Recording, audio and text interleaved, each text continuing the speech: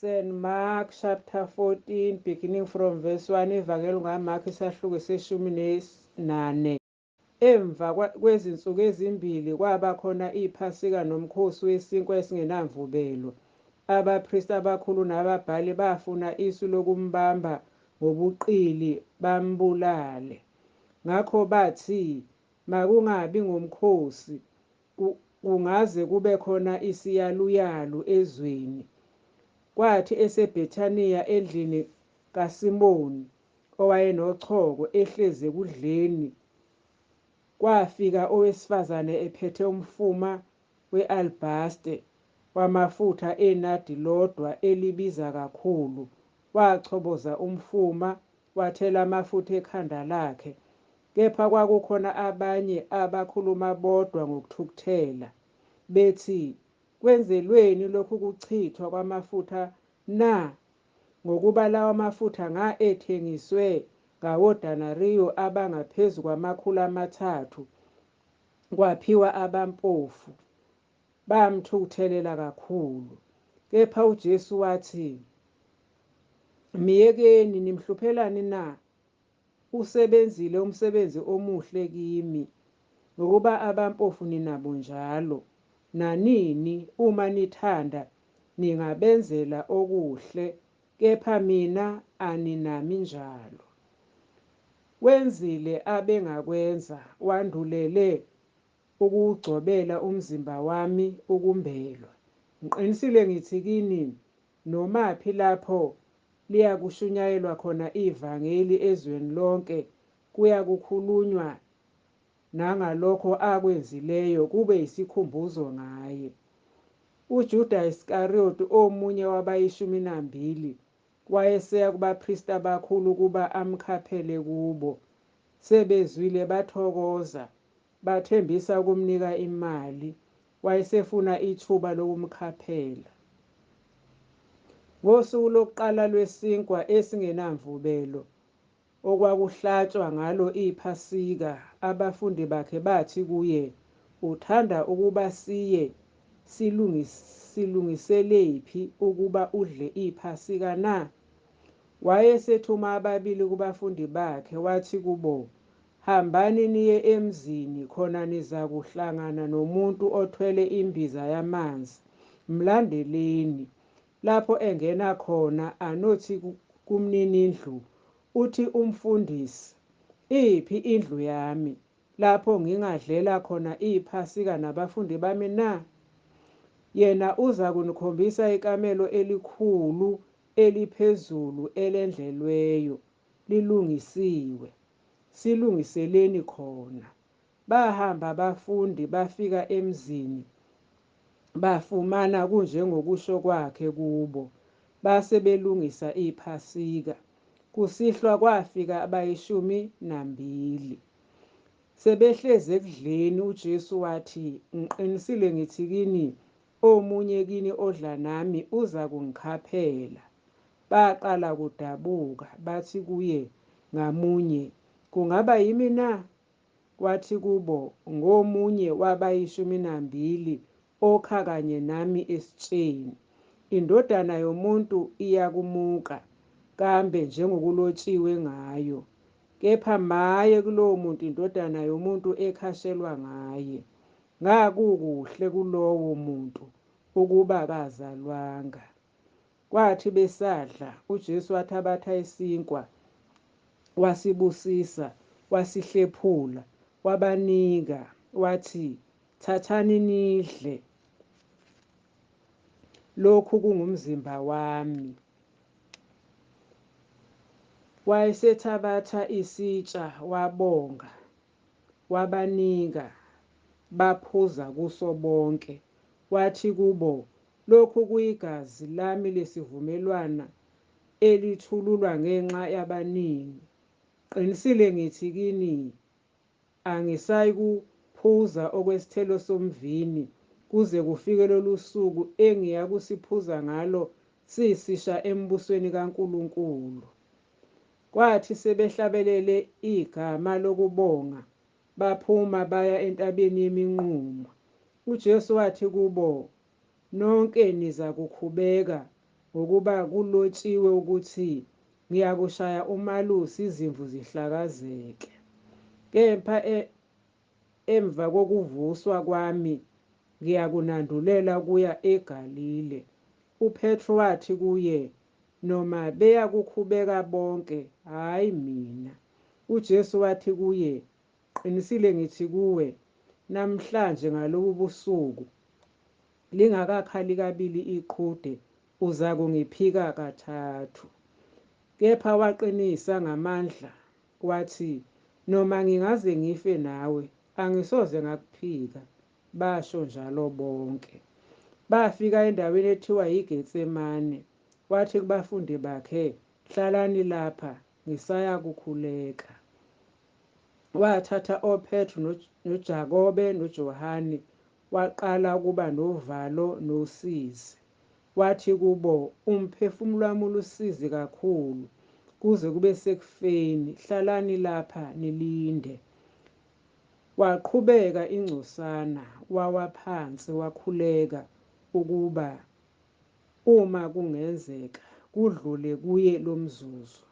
Wathi, Abba Baba, konke kungenzeka kuwe, ake ususe kimi lesi sitsha, kepha kungabi njengokuba ngithanda mina, kodwa njengokuba uthanda wena. Wayeseza wabafumana belele, wathi kuPetru, Simoni, ulele na? Ubungelinde ihora libe linye na? Lindani nikhuleke ukuba ningangeni ekulingweni. Umoya uyavuma, kepha inyama ibuthakathaka. Wabuye wasuka waya kukhuleka, esho lona lelozwi. Esebuya futhi wabafumana belele, ngokuba amehlo abo ayenzima. Babengazi ukuthi baza kumphendula ngokuthini. Weza ngokwesithathu wathi kubo, nisalele namanje niphumula. Kwanele, ihora lifikile. Bhekani indodana yomuntu isiyakhashelwa ezandleni zezoni. Sukumani sihambe. Bhekani ongikhaphelayo usesondele. Khona masinyane esakhuluma kwafika uJuda, omunye wabayishumi-12, enesixuku esinezinkemba nezinduku sivela kubapristi abakhulu nababhali namalunga. Kepha omkhaphelayo wayebanike isiboniso sokuthi, lowo engiyakumanga nguye, mbambeni nihambe naye nimqinise.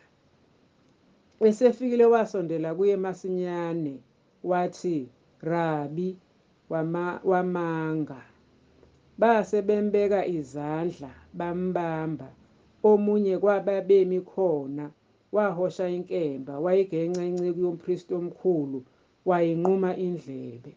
Jesu wathatha wathi kubo, niphumile kungathi nize kumphangi, niphethe izinkemba nezinduku ukungibamba. Benginani imihla ngemihla ethempelini ngifundisa, anangibamba, kepha ngakugcwaliseka imibhalo. Bamshiya bonke babaleka. Insizwa ethile yamlandela, yembethe indwangu nje emzimbeni, bayibamba. Yayisishiya indwangu yabalekaze. Base bemusa uJesu kumpristi omkhulu. Kwabuthana bonke abapristi abakhulu namalunga nababhali.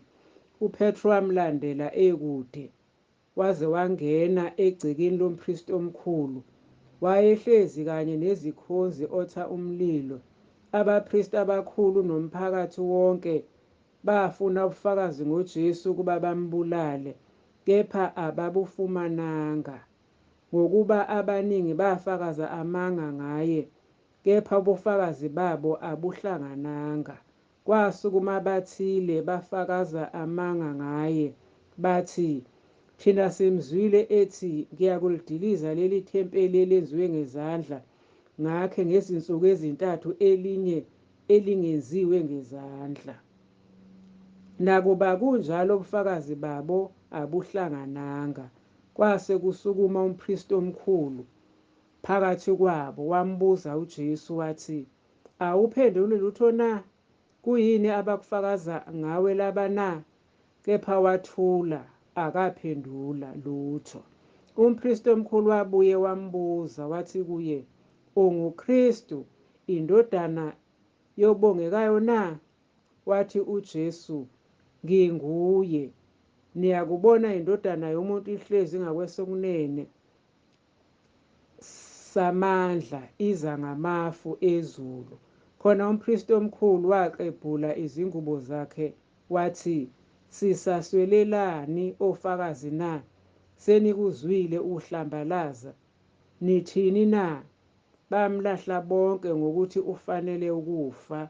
Abanye basebeqala ukumkhafulela ngamathe nokumgubuzela ubuso nokumdushuza, bathi kuye, Phrofetha, nezikhonzi zamthatha zammukula.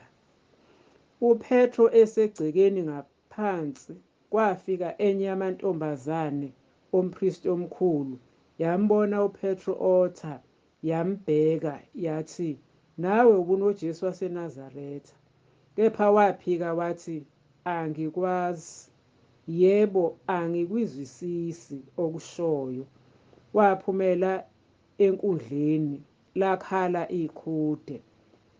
Intombazane imbona yabuye yaqala ukusho kwababemi khona ukuthi lona ungomunye wabo. Kepha waphinda waphika. Emva kwesikhashana futhi ababemi khona bathi kuPetro, nempela ungomunye wabo, ngokuba ungowaseGalile. Wayeseqala ukuthuka nokufunga ethi, angimazi lowo muntu enikhuluma ngaye. Lase likhala masinyane iqhude ngokwesibili. UPetro wayesekhumbula izwi abelishilo kuye uJesu lokuthi, iqhude likakakhali kabili uza kungiphika kathathu.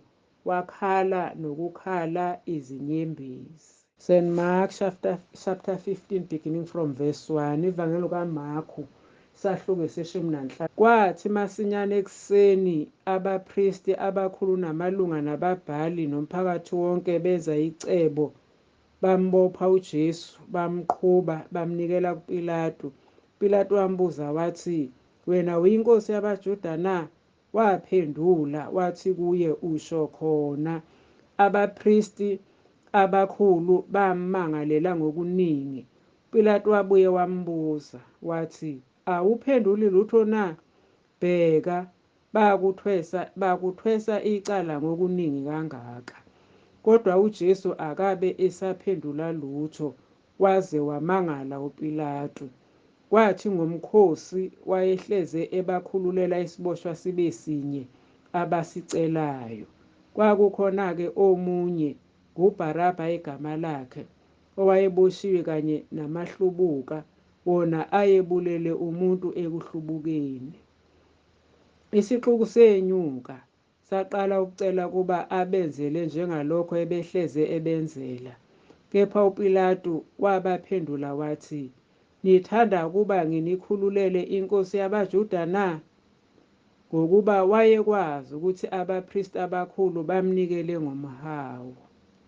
Kepha abapristi abakhulu babhebhezela isixuku kuba okungcono asikhululele uBarabha. uPilato wabuye waphendula wathi kubo, pho-ke ngimenze njani lo enithi uyinkosi yabaJuda na? Babuye bamemeza bathi, mbethele esiphambanweni. Kodwa uPilato wathi kubo, ngokuba wenze bubi buni na? Kepha bamemeza kakhulu bathi, mbethele esiphambanweni. Khona uPilato ethanda ukudelisa isixuku, wasikhululela uBarabha, kepha wamshaya uJesu, wamnikela kuba abethelwe esiphambanweni. Amabutho ayesemngenisa phakathi endlini ethiwa iPretoriyu, abizela ndawonye ibutho lonke, ayesemembathisa ingubo ebubende, amchwashelisa ngomqhele ayeweluke ngameva. Aqala ukumkhulekela, athi, bayede, Nkosi yabaJuda. Amshaya ekhanda ngomhlanga, amkhafulela ngamathe, aguqa ngamadolo, akhuleka kuye. Esembhinqile ahlubula ingubo ebubende, amembathisa izingubo zakhe, ayesephuma naye ukuba ambethele esiphambanweni.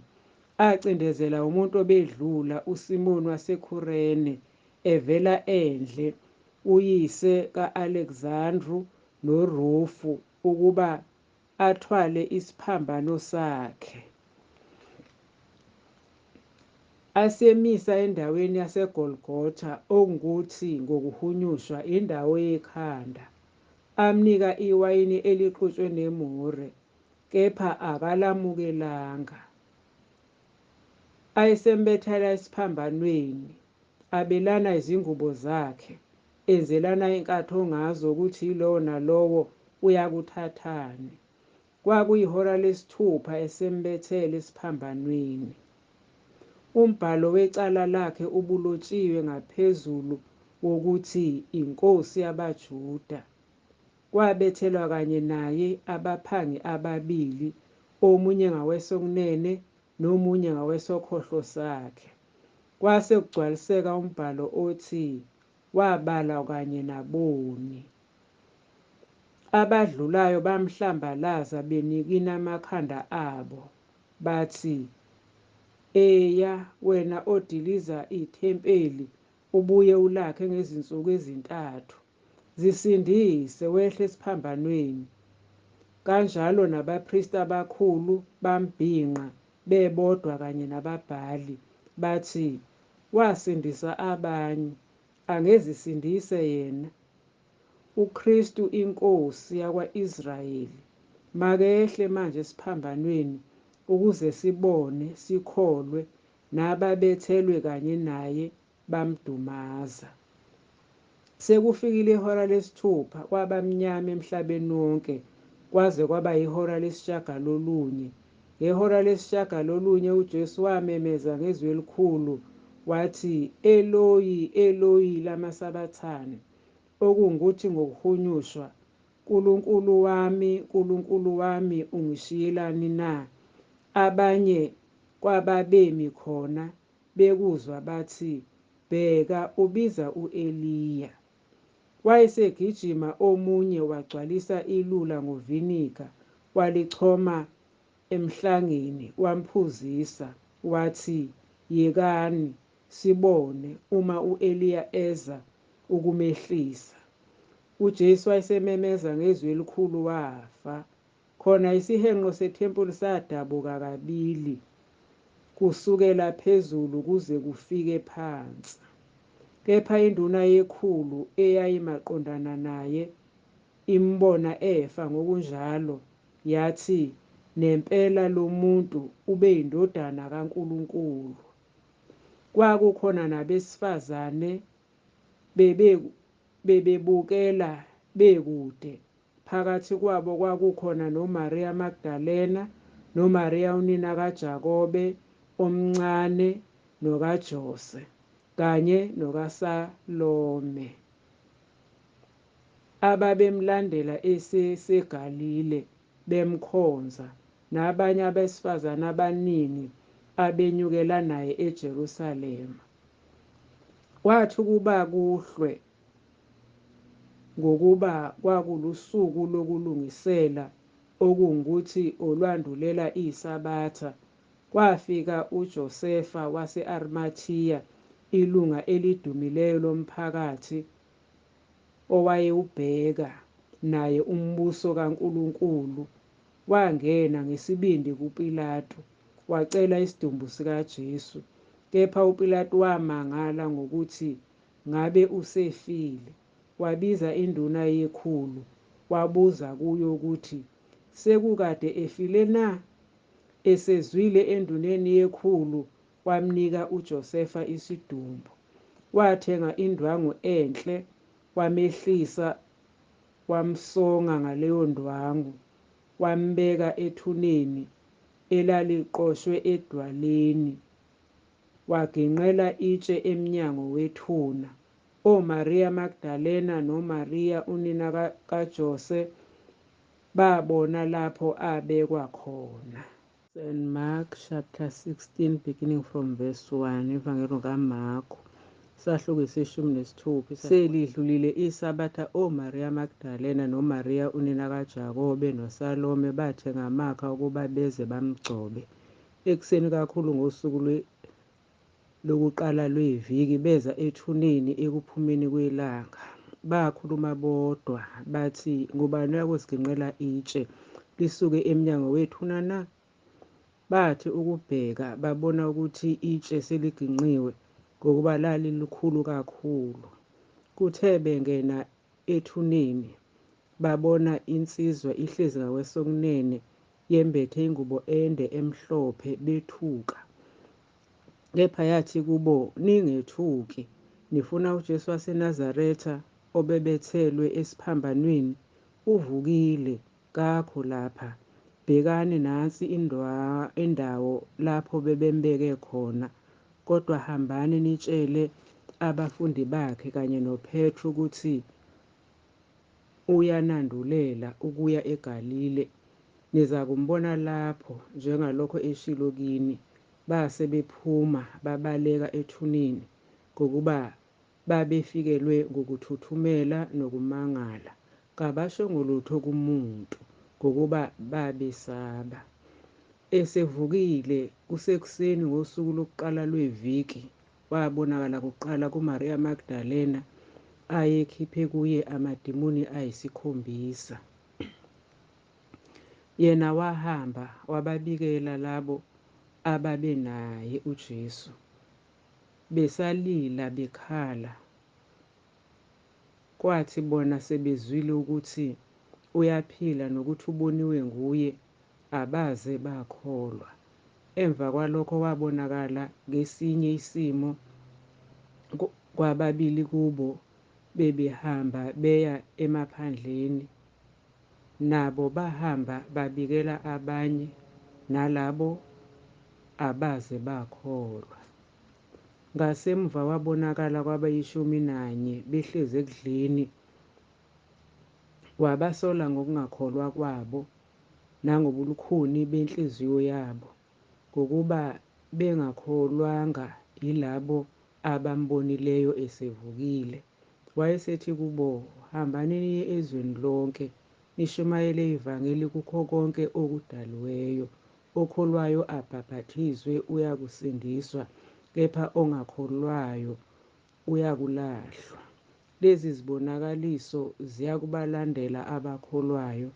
Ngegama lami bayakukhipha amadimoni, bashumayele ngezilimi ezintsha, baphathe izinyonga. Uma bephuza okubulalayo akusoze kwaba nangozi. Bayakubeka izandla phezu kwabagulayo basinde. Njalo-ke iNkosi uJesu isikhulumile kubo, yakhushulelwa ezulwini, yahlala ngasokunene sikaNkulunkulu.